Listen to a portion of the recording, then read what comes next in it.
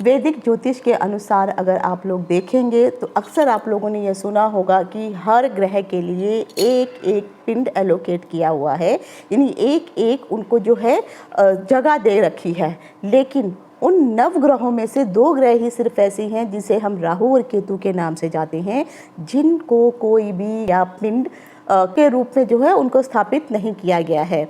हालांकि ग्रह और केतु मायावी ग्रह है, छाया ग्रह हैं। राहु केतु का सबसे पहले असल में नाम स्वरभानु हुआ करता था और उनकी माता का नाम सिंहिका था। जिस तरह से सिंहिका मायावी, चतुर, चालाक महिला थी, उसी प्रकार से उनके गुण अपने बेटे के अंदर भी थे और उसी प्रकार से राहु भी चतुर, चालाक और मेहनती, समझदार और थोड़ा सा जो राक्षसों के जो बुजुर्ग गुण थे वो भी उसके अंदर थे। लेकिन वह ज़रूरी नहीं है कि हमेशा हर इंसान के अंदर गलत ही दुर्गुण हो। हर सिक्के के 2 पहलू होते हैं। उसी प्रकार से जो स्वरभानु जो थे उसमें अच्छे गुण भी थे और राक्षसों के बुरे गुण भी विद्यमान थे। लेकिन जब समुद्र मंथन के पश्चात अमृत की प्राप्ति हुई तो राहु को समझ में आ गया था कि देवताओं के द्वारा उनके साथ छल किया जा रहा है। पर क्योंकि राहु चतुर, चालाक, मायावी थे, उन्होंने अपना भेष बदला और देवताओं की पंक्ति में बैठ करके अमृत पान कर लिया। उसी समय जो था चंद्रमा और सूर्य को जब इस बात के बारे में पता चला तो उन्होंने ये बात जो थी, जो मोहिनी रूपी विष्णु थे, उनको बताई और विष्णु ने अपने सुदर्शन चक्र से स्वरभानु का सर धड़ से अलग कर दिया। जब सर और धड़ दोनों अलग हुए, क्योंकि अमृत का पान किया जा चुका था, तो जो सर का हिस्सा था स्वरभानु का वो केतु कहलाया और नीचे का हिस्सा जो धड़ बचा हुआ था वह राहु कहलाया। लेकिन अमृत पान होने के कारण बेशक उनको कोई पिंड नहीं बनाया गया, कोई जगह उनको स्थापित नहीं की गई, लेकिन उसके बावजूद भी मायावी, चतुर, चालाक होने के कारण माया रूपी राहु और केतु जो है पूरे विश्व के ऊपर अपना शुभ या अशुभ प्रभाव डालते ही डालते हैं, जिससे आप नहीं बच सकते हैं। और ये बात भी सत्य है कि जिस प्रकार से जो राहु है वो बिना सोचे समझे आपको बहुत सारा धन दे भी सकता है, बहुत सारी चीज़ें दे भी सकता है और बहुत सारी चीज़ें ले भी सकता है। लेकिन ये सब कहने वाली बातें होती हैं। लेकिन जब भी राहु आपको देगा वो भी आपके पिछले जन्म के कर्मों के, अच्छे कर्मों के अनुसार। अगर आपने दान पुण्य इत्यादि किए हैं तो वही दान पुण्य लौट करके आपकी कुंडली के माध्यम से, गोचर के माध्यम से वह चीज़ आपको प्राप्त होती है और नाम राहु का आ जाता है। उसी प्रकार से केतु भी जो है वो मोक्ष का फलदायी है। हालांकि केतु भी अच्छे और बुरे दोनों प्रकार के फल मनुष्यों को प्रदान करता है, लेकिन सबसे ज़्यादा केतु को जो है अध्यात्म के साथ जोड़ा जाता है, क्योंकि दिमाग जो है हमेशा अच्छा सोचने की कोशिश करता है और साथ ही साथ अगर उसमें गलत चीज़ें आ जाए सोच में तो बुरा भी हो सकता है। तो जो लोग अच्छे कर्म करते हैं उनके लिए केतु अच्छा फल देगा और जो लोग बुरे कर्म करते हैं उनके लिए वही केतु मार्केश भी बन जाता है। आप सब हालांकि ये जानते हैं कि 30 अक्टूबर को राहु ने और केतु ने अपना राशि परिवर्तन किया है। ये पिछले राहु और केतु जो है अगले 18 महीनों तक जो है इसी राशि में रहने वाले हैं। यानी राहु जो है पहले मेष राशि में हुआ करते थे, क्योंकि दोनों वक्री चाल चलते हैं, हमेशा उल्टे चलते हैं। तो ये अभी जो है मेष राशि से जो है अब मीन राशि में आ गए हैं। तो राहु ने जो था मेष राशि से परिवर्तन करके मीन में वो प्रवेश किया है और उसी प्रकार से केतु ने भी, क्योंकि ये दोनों आपस में 180 डिग्री के कोण पे विद्यमान होते हैं तो दोनों का परिवर्तन एक साथ ही होता है। तो केतु ने भी उसी प्रकार जो था तुला राशि को छोड़ करके जो है कन्या राशि में प्रवेश किया है। हालांकि अगर आप देखेंगे तो राहु ने ये जो प्रवेश किया है मीन राशि में, ये रेवती नक्षत्र में प्रवेश किया है, क्योंकि मीन राशि में 3 नक्षत्र होते हैं। तो सबसे पहले ये रेवती के 4 चरणों को भोगेंगे और कम से कम 7 से 8 महीने तक ये इसी चरण में रहने वाले हैं। उसी प्रकार केतु जो है वह भी जो है अभी उन्होंने कन्या राशि, तुला राशि को छोड़ करके अब वह जो है कन्या राशि के चित्रा नक्षत्र में आए हैं और चित्रा नक्षत्र के इसमें 2 चरण यहाँ पर केतु भी चित्रा नक्षत्र के दोनों चरणों का और जो है उसी तरह प्रकार से भोगेंगे और फिर ये अगले चरण में प्रवेश करेंगे। तो राहु और केतु हालांकि छाया ग्रह है, मायावी ग्रह है, सबके ऊपर छाया है, अच्छा बुरा फल प्रदान करता है। अभी तक मैंने आपको अपने इस वीडियो के माध्यम से मेष से लेकर के जो है मकर राशि तक के जो जातक हैं उनके बारे में नक्षत्र सिद्धांत और राशि के अनुसार और लगन के अनुसार आपको जो है मैंने सारी डिटेल दे दी है। आज के इस वीडियो में मैं आपको बताने वाली हूँ कि आखिर कुंभ राशि और मीन राशि के लिए नक्षत्र, लगन और राशि के अनुसार जो है राहु और केतु का ये परिवर्तन कैसा रहने वाला है। तो मैं डिम्पल शांडिल्या ज्योतिष सतह ज्ञान सागर के माध्यम से अपने सभी नए और पुराने दर्शकों का हार्दिक अभिनंदन करती हूँ। नमस्कार। तेरे जाप के बिना चले ये सांस किस तरह, मेरा कर्म तू ही जाने क्या बुरा है क्या भला, तेरे रास्ते पे मैं तो आंख मूंद के चला, तेरे नाम की जोत ने सारा हर लिया तमस मेरा। नमो नमो शंकरा भोलेनाथ शंकरा, जय त्रिलोकनाथ शंभो हे शिवाय। ज्योतिष में श्रद्धा, आस्था और विश्वास रखने वाले सभी दर्शकों का मेरे इस YouTube चैनल ज्योतिष सतह ज्ञान सागर में आप सबका हार्दिक स्वागत करता हूँ। अगर जैसे आप व्हाइट बोर्ड पर देख रहे हैं तो व्हाइट बोर्ड में मैंने यहाँ पे कुंभ राशि लिखी हुई है। तो कुंभ राशि के यहाँ के जो है दूसरे भाव में, द्वितीय भाव में यहाँ पर राहु का प्रवेश हो चुका है और वह रेवती नक्षत्र में रहने वाले हैं। उसी प्रकार से अष्टम भाव में केतु ने भी जो है कन्या राशि के चित्रा नक्षत्र में प्रवेश कर लिया है। यहाँ पर रह करके राहु जो है अप्रत्याशित परिणाम देने वाले हैं, लेकिन क्योंकि ये धन का घर भी है तो आपको धन आएगा भी और धन चला भी जाएगा। उसी प्रकार से आपको अपने स्वास्थ्य का भी ध्यान रखने की ज़रूरत है, क्योंकि राहु और केतु की जब इनकी दृष्टियाँ पड़ेंगी तो यह कहीं ना कहीं जो है आपके शारीरिक संरचना में कहीं ना कहीं कुछ ना कुछ व्याधियां जरूर उत्पन्न करने वाली हैं। तो आपके स्वास्थ्य पर विपरीत असर पड़ने वाला है। इस भाव में बैठ करके राहु जब भी बैठते हैं, क्योंकि यहाँ पर पैतृक संपत्ति का भी ये घर होता है, आपकी वाणी का भी घर होता है, आपके संचित धन का भी यानी जोड़ा हुआ धन है उसका भी घर होता है। तो उन सब चीज़ों के लिए हम दूसरे भाव से विचार करते हैं। तो इस भाव में बैठे हुए अगर राहु की अगर आप दृष्टियों की अगर कैलकुलेशन करेंगे तो यहाँ पर जो राहु की दृष्टियाँ हैं तो सबसे पहले जो है जिस प्रकार से गुरु को दृष्टियाँ प्रदान की गई हैं 5, 7 और 9 की, उसी प्रकार से राहु केतु की भी रहती हैं।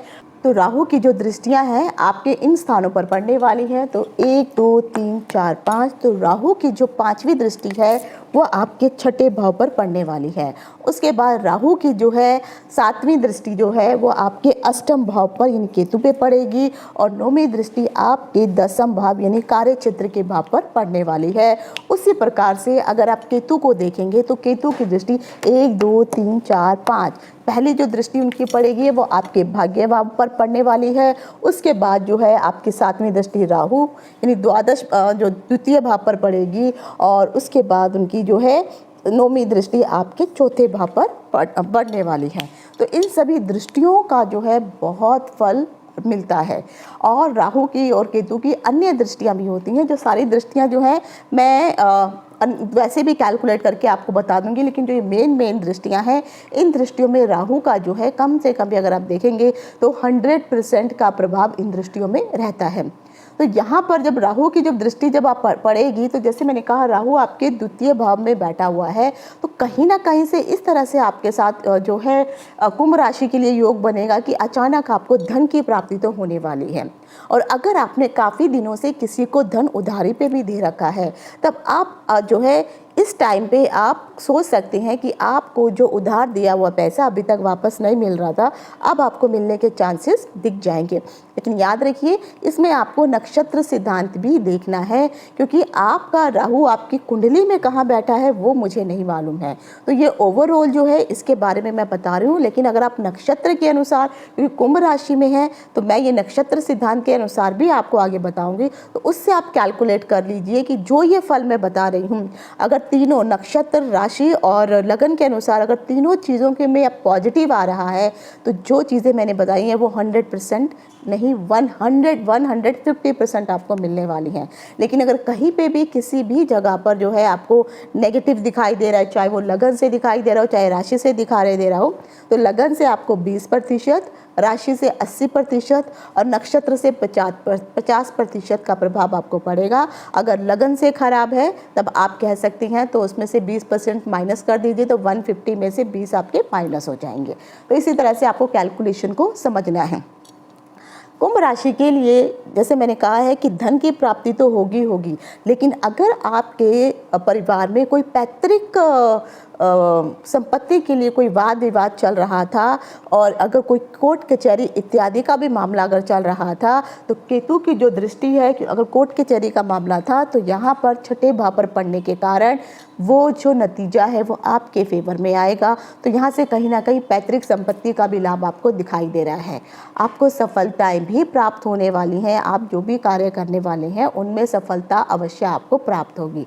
किंतु यहाँ पर एक चीज़ आपको दिखानी होगी, क्योंकि केतु की जो दृष्टि है यहाँ पर अगर आप देखेंगे तो द्वादश भाव पर बैठ रही है, तो बेशक आपको जो है छोटी मोटी यात्राएं करनी पड़ सकती हैं, लेकिन यहाँ पर जो है यात्राओं में आपको थोड़ी मुश्किलों का सामना करना पड़ेगा और यात्रा करते वक्त आपको जो है थोड़ा ध्यान रखने की भी ज़रूरत है।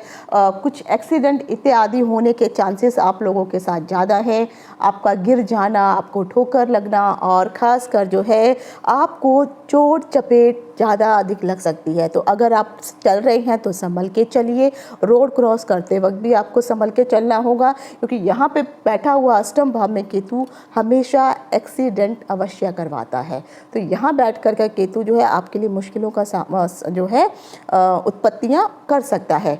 आपके परिवार में कलह कलेश भी हो सकती है। आपको मानसिक अशांति भी बनी रहेगी, क्योंकि अगर आप देखेंगे यहाँ पर बैठा हुआ जो है केतु, तो 1 2 3 4 5 6 7 सातवीं दृष्टि जब उनकी धन भाव पर पड़ रही है तो कलह कलेश धन को लेकर के आपको होगा, जिसके कारण जो है आपको टेंशन्स बहुत अधिक होनी शुरू हो जाएंगी।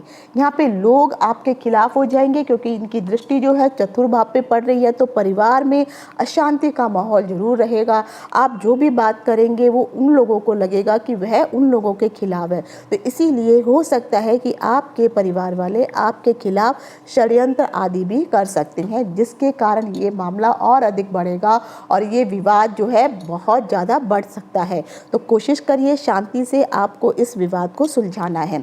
इस राशि के जो जातकों का जो दूसरे भाव में जो गोचर होने के कारण राहु का और खासकर केतु की दृष्टि भी वहाँ पड़ने के कारण जो है, अगर आपके परिवार में कुछ अशांति का माहौल हो रहा है, परेशानी हो रही है, तो आपको इसके लिए कुछ ना कुछ उपाय भी अवश्य करने होंगे। मैं आगे उसके बारे में भी आपको बताऊंगी।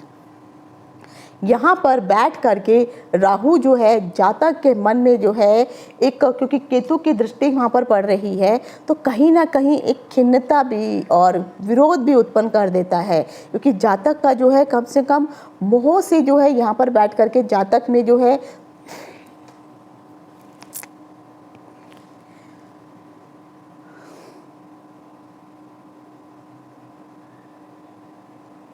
राहु का धन भाव में बैठे होने के कारण आपको जो है मोह माया में बहुत अधिक आप लिप्त होने वाले हैं, जिसके कारण आपको बहुत अधिक दुखों का सामना करना पड़ सकता है। यहाँ पर बैठ करके राहु जो है आपको झूठ बोलना सिखा देगा। कई बार जो है आपको माया के मामले में इतने अधिक जो है आप आतुर हो जाएंगे कि चोरी करना, ठगी करना, ये सब चीज़ें, दूसरों के पैसों को कैसे गमन कर लेना, ये सब चीज़ें भी कहीं ना कहीं आपके मन में जो है पैदा होनी शुरू हो जाएंगी। और खासकर अगर केतु की दृष्टि अगर आप देख रहे हैं तो द्वादश भाव में पड़ रही है, जिसके कारण आपको जो है आँखों से संबंधित रोग हो सकता है। और यहाँ पर राहु बैठा हुआ है तो यहाँ पर बैठ के भी केतु की दृष्टि पड़ रही है, तो मुंह से संबंधित, दांत से संबंधित आपको कोई पायरिया इत्यादि जो है इशू होने शुरू हो सकते हैं। तो आपको अपने मसूड़ों का, मुंह का जो है ख्याल रखने की ज़रूरत है। परिवार के साथ जरूर कुछ ना कुछ अलगाव होगा, इससे आपको बच के रहना है। राहु का ये जो गोचर है, अगर आपने परिवार में कुछ अलगाव ज़्यादा हो गया, लड़ाई झगड़ा हो गया, तो फिर ये आगे चल चल के आपको कोर्ट कचहरी तक मामला लेके जाना पड़ेगा। तो बेटर है कि यहाँ पर जो है विवाद को शांति से सुलझाएंगे तो आपके लिए अच्छा रहेगा। इस समय आप जो है बहुत कटु वाणी का प्रयोग करेंगे, असत्य भाषण ज़्यादा करना शुरू कर देंगे, इस चीज़ से आपको बचना होगा। अगर आप नौकरी इत्यादि कर रहे हैं तो यहाँ पर अगर राहु की दृष्टि पड़ रही है, जिसके कारण जो है नौकरी में भी आपके प्रति अगर वहाँ के लोगों के साथ आपने अच्छा व्यवहार नहीं किया तो कुछ ना कुछ षड्यंत्र रचा जा सकता है। लेकिन कुंडली में अगर राहु सही है तो ऐसे जातक जो अच्छी नौकरी, हाई सैलरी वाली नौकरी प्राप्त करने के बारे में सोच रहे हैं तो उनको अच्छे ऑफर आ सकते हैं और वो हाई सैलरी के लिए आगे जो है जा सकते हैं।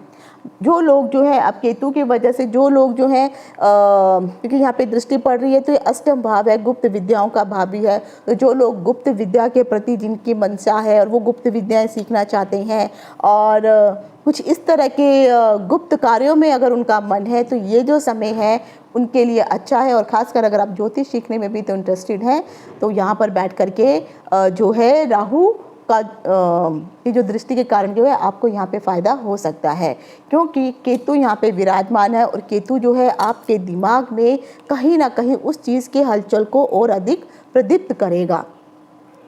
अगर आप गुरुओं की सेवा करते हैं, बड़ों का आदर करते हैं तो ज़रूर आपको इन चीज़ों में सफलता प्राप्त होगी। आप कुछ अलग अलग कुछ कार्य करना चाहते हैं, कुछ योजनाएं अगर आप बना रहे हैं बिजनेस को लेकर के भी, तब भी इसमें आपको सफलता प्राप्त होगी। और जो भी आपके बॉस हैं या उच्च अधिकारी हैं वो ज़रूर आपकी इन बातों को मानने वाले हैं, जिसके कारण अगर आपका अभी तक प्रमोशन नहीं हुआ है तो प्रमोशन भी हो सकता है। अब आ जाते हैं कि जिन लोगों का जन्म कुंभ राशि में हुआ है तो कुंभ राशि में 3 नक्षत्र आते हैं। नक्षत्र सिद्धांत के अनुसार अब मैं आपको ये फल बता रही हूँ। तो कुंभ राशि में जो 3 नक्षत्र है, पहला नक्षत्र आता है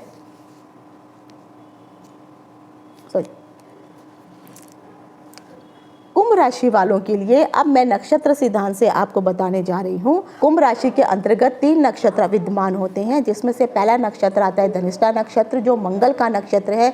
इसके 2 चरण जो है कुंभ राशि में होते हैं। उसके बाद आता है शतभिषा नक्षत्र जो राहु का नक्षत्र है। इसके 4 चरण जो कुंभ राशि में होते हैं। और तीसरा नक्षत्र आता है पूर्व भाद्रपद जो गुरु का नक्षत्र है। इसमें इसके 3 चरण होते हैं। तो जिन भी लोगों का जन्म अगर कुंभ राशि के धनिष्ठा नक्षत्र में हुआ है, यह मंगल का नक्षत्र है, तो जो चीज़ें मैंने अभी आपको पॉजिटिव बताई हैं और साथ ही साथ नेगेटिव बताई हैं, तो यहाँ पे पॉजिटिव का फल उतना अधिक नहीं, लेकिन नेगेटिव का फल आपको कहीं ना कहीं ज़्यादा मिलने वाला है। क्योंकि यहाँ पे बैठा हुआ जो राहु जो है धनिष्ठा नक्षत्र जो मंगल के नक्षत्र वाले लोग हैं उनके लिए उतना शुभ नहीं है। ये आपकी मुश्किलें बहुत अधिक बढ़ा सकता है, आपके दुश्मन बहुत अधिक बढ़ा सकता है जो आपके खिलाफ षड्यंत्र इत्यादि कर सकते हैं। तो कोशिश कीजिए ये जो 7 से 8 महीने हैं आपको बहुत ही संभल करके रहने की ज़रूरत है। अब आ जाता है कि जिन लोगों का जन्म जो है कुंभ राशि के जिन लोगों का जन्म कुंभ राशि के शतभिषा नक्षत्र में हुआ है उन लोगों के लिए भी राहु का जो ये जो राशि परिवर्तन हुआ है आपके लिए ये बहुत ही कल्याणकारी समय है। तो अगर आपके लिए जो भी मैंने नेगेटिव चीज़ें बताई हैं वो कम होंगी, पॉजिटिव चीज़ें जो बताई हैं जैसे आपको धन की प्राप्ति हो जाएगी, किसी को उधार धन दिया है वो धन आपको वापस मिल जाएगा। कोर्ट कचहरी में अगर कोई मामला चल रहा है तो 7-8 महीने में अगर कोई जो आपका अगर निर्णय आने वाला है तो वो निर्णय आपके पक्ष में आ जाएगा। और अगर आप हाई सैलरी की नौकरी के लिए आगे कहीं अप्लाई करने वाले हैं तो उसमें भी आपको सफलता मिलने वाली है। तो जो जो चीज़ें यहाँ पर आपको अभी तक परेशान कर रही थी अब वो चीज़ें आपके फेवर में होने वाली हैं। तो राहु का ये नक्षत्र परिवर्तन आपके लिए कल्याणकारी बन करके आया हुआ है।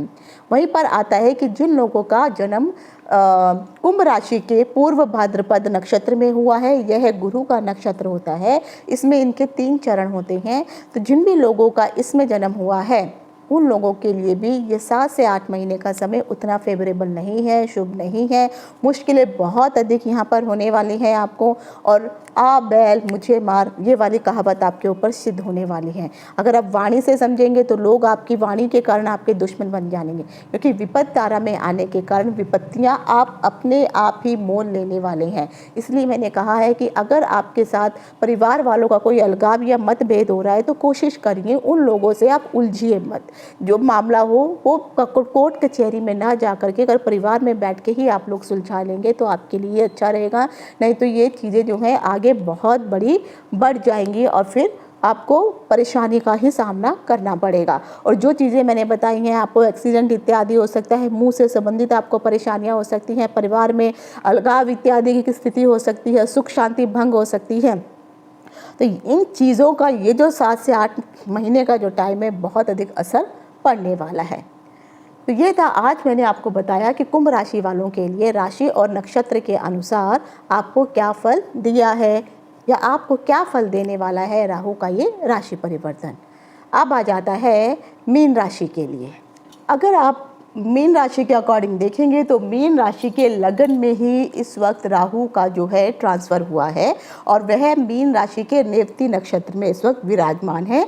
इनके चारों चरणों को ये भुगतेंगे, यानी यहाँ पे 7 से 8 महीने तक राहु जो है रहने वाले हैं और यहाँ पर बैठते हुए ये आपको कई प्रकार के शुभ और अशुभ प्रभाव देने वाले हैं।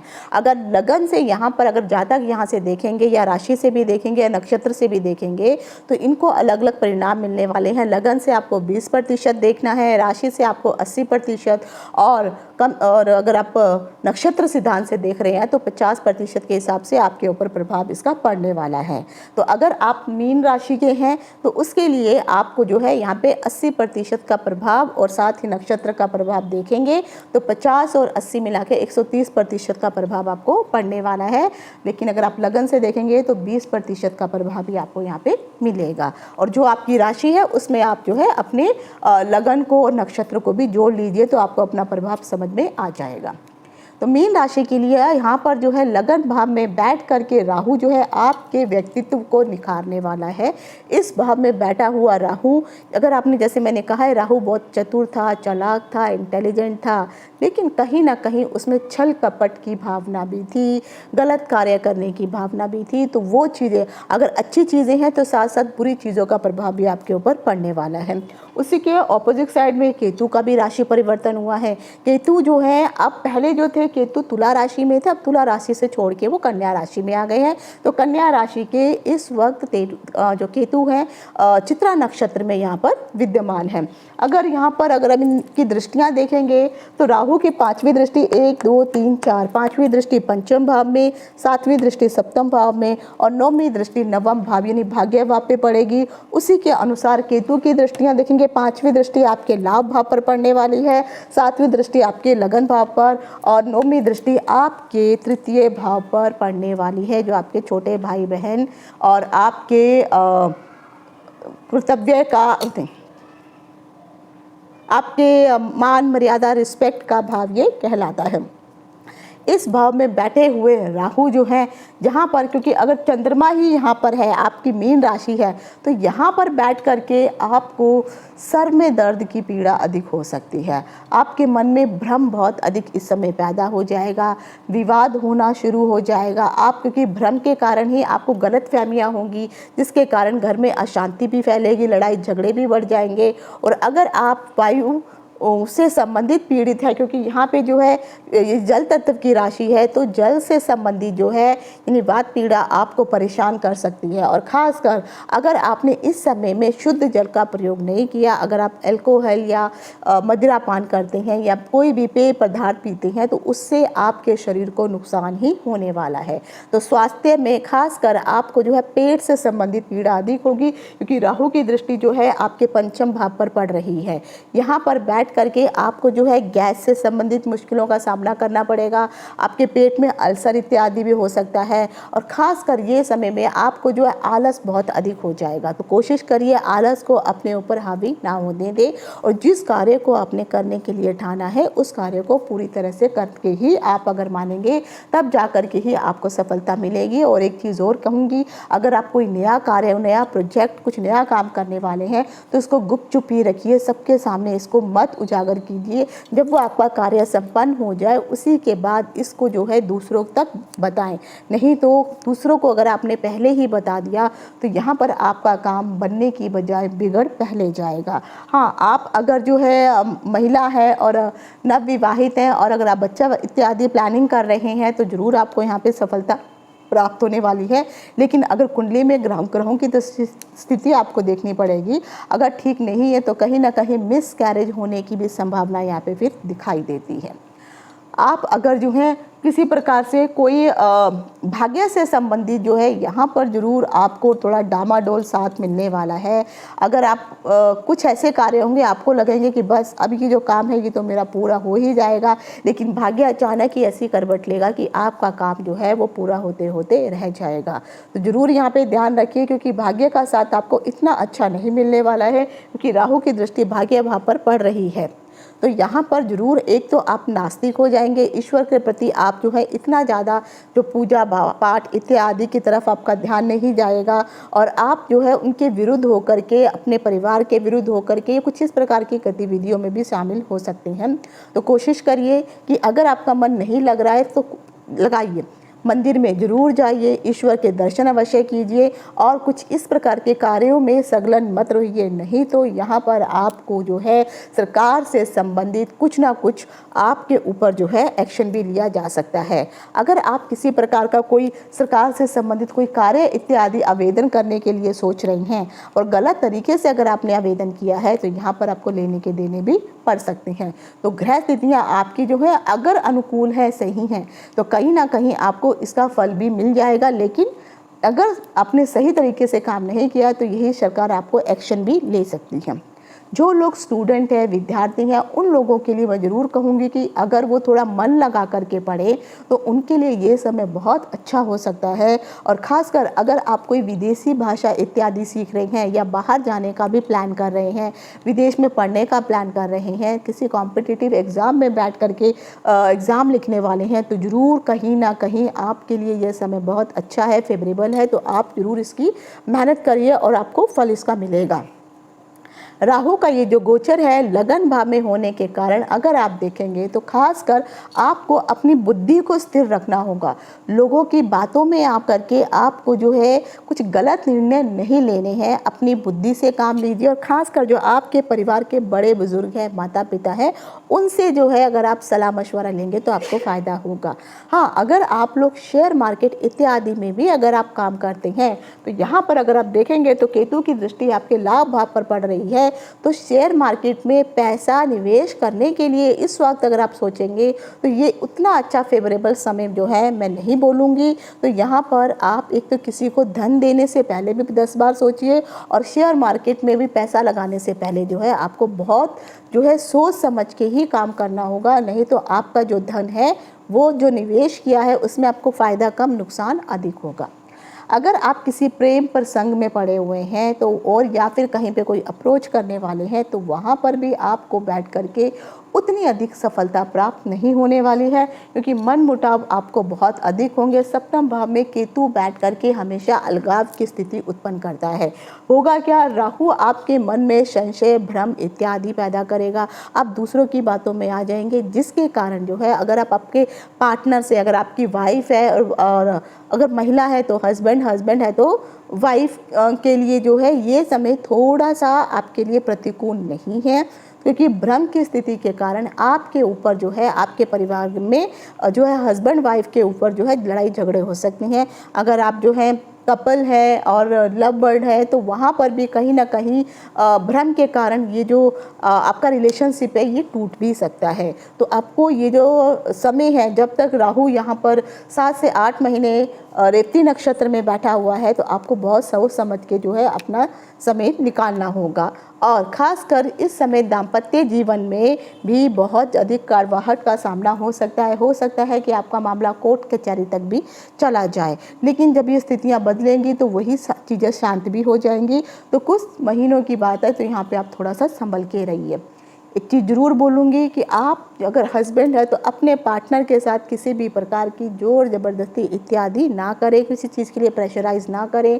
नहीं तो अगर किसी प्रकार की कोई ज़बरदस्ती इत्यादि करेंगे तो इससे उनकी भावनाओं को ठेस पहुँचेगी और आगे चल के फिर यही आपके लड़ाई झगड़े और अलगाव का कारण बन जाएगा। अगर आप पार्टनरशिप में काम कर रहे हैं तो यहाँ पे भी सोच समझ के काम करने की ज़रूरत है, क्योंकि यहाँ पर बैठ के भी अगर आप कोई व्यापारी वर्ग से जुड़े हुए हैं और पार्टनर के साथ काम कर रहे हैं तो ज़रूर भ्रम के कारण या किसी भी कारण से आपकी पार्टनरशिप में भी दरार आ सकती है। राहु के प्रभाव के कारण आप किसी भी प्रकार का कोई गलत काम बिल्कुल भी ना करें।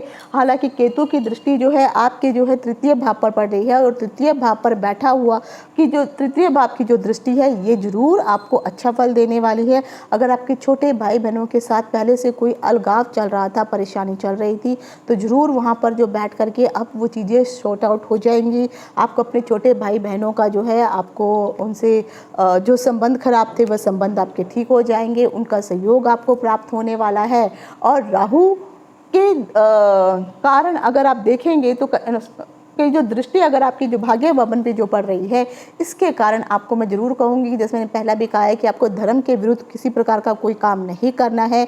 पिता की सेहत का जरूर ध्यान रखिए। पिता के साथ आपके मनमुटाव हो सकते हैं, मतभेद हो सकते हैं, तो ये चीज़ आपके लिए ठीक नहीं है। भाई बहनों के साथ जरूर आपका मान मर्यादा ये सब बढ़ेंगी, लोग आपको रिकग्नाइज करेंगे। और हाँ, अभी जैसे मैंने केतु की कहा दृष्टि लाभ भाव पर पड़ रही है, तो अगर आप सोच समझ के अगर आप व्यापार में काम करेंगे, व्यापार करेंगे या फिर अपने पार्टनर के साथ मिलके काम करेंगे, तो ज़रूर इसमें आपको फ़ायदा अवश्य पहुँचेगा। अब आ जाता है कि जिनका भी जन्म राहु के नक्षत्र में हुआ है, मीन के नक्षत्र में हुआ है, इसमें 3 चरण आते हैं। अब मैं आपको राशिफल नक्षत्र सिद्धांत के अनुसार बता रही हूँ। तो मीन राशि में 3 नक्षत्र आते हैं। पूर्व भाद्रपद, ये गुरु का नक्षत्र होता है। इसमें एक चरण में इसका एक चरण ही आपको मीन राशि में मिलेगा। उसके बाद दूसरा आता है उत्तर भाद्रपद, यह जो है शनि का जो है राशि इसके मालिक शनि होते हैं और इसके 4 चरण मीन राशि में होते हैं। फिर आता है रेवती नक्षत्र जो बुध का नक्षत्र है और इसके भी 4 चरण है, वह मीन राशि में पाए जाते हैं। तो मीन राशि के रेवती नक्षत्र में ही इस वक्त राहु आपके विराजमान है। तो जिन भी लोगों का जन्म पूर्व भाद्रपद में हुआ है, गुरु के नक्षत्र में हुआ है, उनके लिए ये जो समय है यानी 7 से 8 महीने का जो समय है आपके लिए बिल्कुल भी फेवरेबल नहीं है। तो इसलिए मैं कहूँगी कि जो जो चीज़ें मैंने आपको बताई हैं आपको बहुत ही अधिक संभल के रहने की ज़रूरत है, क्योंकि ये समय आपके लिए विपत्तियों भरा रहने वाला है। अचानक मुश्किलें आ जाएंगी। शरीर का बिल्कुल आपको ध्यान रखना है, क्योंकि यहाँ पर राहु आपके लगन में ही बैठा हुआ है। और गलत चीज़ों का जो है आपको गलत पदार्थों का सेवन बिल्कुल नहीं करना है। और ख़ासकर जो भी लिक्विड चीज़ें हैं, जल से जुड़ी हुई चीज़ें हैं, पेय पदार्थ हैं, अल्कोहल है, मदिरापान, ये सब चीज़ें बिल्कुल भी आपको इनका सेवन नहीं करना है, नहीं तो आपको शरीर से संबंधित बहुत अधिक कष्ट होने वाले हैं। सर दर्द इत्यादि की शिकायत आपको अवश्य रहेगी। पेट से संबंधित आपको परेशानियां हो सकती हैं। अब आ जाता है कि जिन भी लोगों का जन्म पूर्व भाद्रपद अर्थात शनि के नक्षत्र में हुआ है, इनके भी 4 चरण जो है मीन राशि में आते हैं। इन लोगों के लिए मैं ज़रूर कहूँगी कि ये जो समय है बहुत अच्छा और शुभ है, यानी आपके लिए यह धन प्रदायक है। इस समय में जो अगर आप व्यापार करने के लिए, जैसे मैंने कहा, सोच रहे हैं, अगर सोच समझ के अगर व्यापार के लिए अप्लाई करेंगे तो यहाँ पर आपको सफलता प्राप्त होगी। अगर आप बाहर जाकर भी कुछ कार्य करना चाहते हैं तब भी आपको सफलता प्राप्त होगी। तो ये जो 7 से 8 महीने का समय है ये आपको धन प्रदान करने वाला है। आपकी जॉब अच्छी हो सकती है, अच्छी सैलरी मिल सकती है, आपको लाभ अवश्य प्राप्त होने वाला है। तो ये समय उत्तर भाद्रपद नक्षत्र में जन्म लेने वाले लोगों के लिए बहुत ही शुभ रहने वाला है। अब जिन लोगों का जन्म मीन राशि के रेवती नक्षत्र में हुआ है जो बुध का नक्षत्र है और इस वक्त राहु इसी नक्षत्र में विराजमान है, तो यहाँ पर ये रेवती नक्षत्र आपके लिए जन्म तारा पड़ रहा है, जिसके कारण आपको खासकर अपने शरीर का ध्यान जरूर रखना है। क्योंकि जैसे मैंने कहा है अलगाव की स्थितियाँ उत्पन्न हो सकती हैं, उल्टी चीज़ें आपको नहीं खानी है, पेट में कहीं ना कहीं कुछ अल्सर इत्यादि भी हो सकता है। अगर आप मतलब प्रेग्नेंट हैं, लेडीज़ हैं और प्रेग्नेंट हैं, तो कहीं ना कहीं आपको ये जो 7-8 महीने का जो समय बहुत संभल के रहना होगा, नहीं तो कहीं ना कहीं मिसकैरेज होने की भी संभावना दिखाई पड़ती है। तो आप जो भी काम करेंगे आप जिस भी तरह का खाना वगैरह इत्यादि खाएंगे, और ख़ासकर जो पेय पदार्थ हैं वो दूषित बिल्कुल ना हो। बिल्कुल आपने गलत चीज़ों का सेवन नहीं करना है, नहीं तो आपको शरीर से संबंधित बहुत हानि हो सकती है। सर में दर्द हो सकता है, पेट में पीड़ा हो सकती है, आपको आगे चल के जो है सिर से संबंधित आपको जो है चक्कर आना इत्यादि आपको परेशानी होगी, भ्रम की स्थिति होगी, मानसिक पीड़ाएं यहाँ पर आपको देखने को मिलेंगी। तो मुश्किलों का सामना ज़रूर आपको यहाँ पे करना पड़ सकता है। तो बुध के नक्षत्र रेवती नक्षत्र में जन्म लेने वालों के लिए ये 7 से 8 महीने जो है इतने अधिक जो है मैं कहूँगी फेवरेबल नहीं है। कोशिश कीजिए अपने शरीर का किसी भी रूप में आपको ख्याल रखना है। रोड क्रॉस करते हैं, ड्राइविंग इत्यादि कर रहे हैं, बहुत सोच समझ के इन कार्यों को करिए। तो ये मैंने आज आपको बताया है कि मीन राशि और कुंभ राशि के लिए नक्षत्र सिद्धांत और राशि के अनुसार। अब आ जाता है इनके लिए उपाय क्या करें। वैसे तो अगर कुंडली दिखा करके उपाय करेंगे तो वो बहुत अच्छे और सही और शुभ रहती हैं, लेकिन अगर कॉमन अगर आप उपाय करना चाहते हैं तो उसके लिए मैं ज़रूर कहूँगी कि जो भी लोग राहु से अगर पीड़ित हैं, ये राहु के उपाय मैं आपको बता रही हूँ। केतु का जो है मैं नेक्स्ट वीडियो में आपको केतु के बारे में बताऊंगी, नक्षत्र सिद्धांत के अनुसार आखिर केतु आपको क्या फल देने वाला है। और राहु का जो फल मैंने अभी जो मैंने राशि में जो बताया है, इसमें केतु और राहु और केतु दोनों का राशि के अनुसार मैंने फल बता दिया है, लेकिन नक्षत्र सिद्धांत के अनुसार सिर्फ राहु के बारे में बताया है। केतु के बारे में मैं अगले वीडियो में आपको बताऊंगी। तो जो भी लोग राहु से पीड़ित हैं और जो जो परेशानियां आपको मैंने अभी बताई हैं, ये परेशानियां शुरू हो चुकी हैं, तो आप लोगों को सबसे पहले जो है जो भी गलत खान पान है उनको आपको छोड़ना होगा। आपके कोई भी इष्ट देवी देवता हो सकते हैं, उनकी आप आराधना करिए, उसके लिए मना नहीं है, लेकिन साथ ही साथ इसमें आपको जो है शिव की आराधना को जोड़ना पड़ेगा। अगर आप शिव जी के मंत्रों का जाप करेंगे, मंदिर में जाके तिल युक्त पानी अगर आप शिवलिंग पे चढ़ाएंगे, आपके लिए बहुत अच्छा रहने वाला है। अगर आप जो है रुद्राष्टक का पाठ करेंगे, मंदिर में बैठ करके ओम नमः शिवाय का जाप करेंगे, बेल पत्र धंतूरा ये सब शिवलिंग पे अगर आप चढ़ाएंगे, इससे आपको जो है फायदा होने वाला है। राहु के मंत्र जो बीज मंत्र होते हैं, राहु के तांत्रिक मंत्र होते हैं, जो भी मंत्र आपको सही लगते हैं, आप इजी टू रीड हो अगर आपके लिए, तो कोशिश करिए इनको ज़रूर इनको जो है आप जपिए। 108 बार आपको जपना होगा। आप सुबह या शाम में से कोई भी एक समय निकाल लीजिए, लेकिन इनका पाठ अवश्य करिए। और कोशिश करिए अगर आपको ये परेशानियां आ गई हैं और जो चल रही हैं, अगर मैंने इनके जो भी आपकी कुंडली में मैंने बताया है उसके अनुसार, तो आप अपनी कुंडली दिखा करके प्रॉपर अगर आप जो है उपाय करेंगे तो उसमें आपको अधिक फल प्राप्त होगा। तो ये थे राहु के नक्षत्र परिवर्तन का सभी 12 राशियों के लिए शुभ या अशुभ फल जो भी आपको मिलने वाला है। और कोई जानकारी चाहिए हो तो आप मेरे व्हाट्सएप नंबर पर जो है आप कांटेक्ट करके आप वहाँ पे कंसल्ट कर सकते हैं। याद रखिए, लेकिन ये पेड कंसल्टेंसी रहेगी। इसमें आपको जो है अगर आप कुंडली इत्यादि दिखाना चाहते हैं तो टर्म्स कंडीशंस को फॉलो करिए, तो आपको आगे सब कुछ पता चल जाएगा। तो आज यहीं तक। इति शुभम। नमस्कार।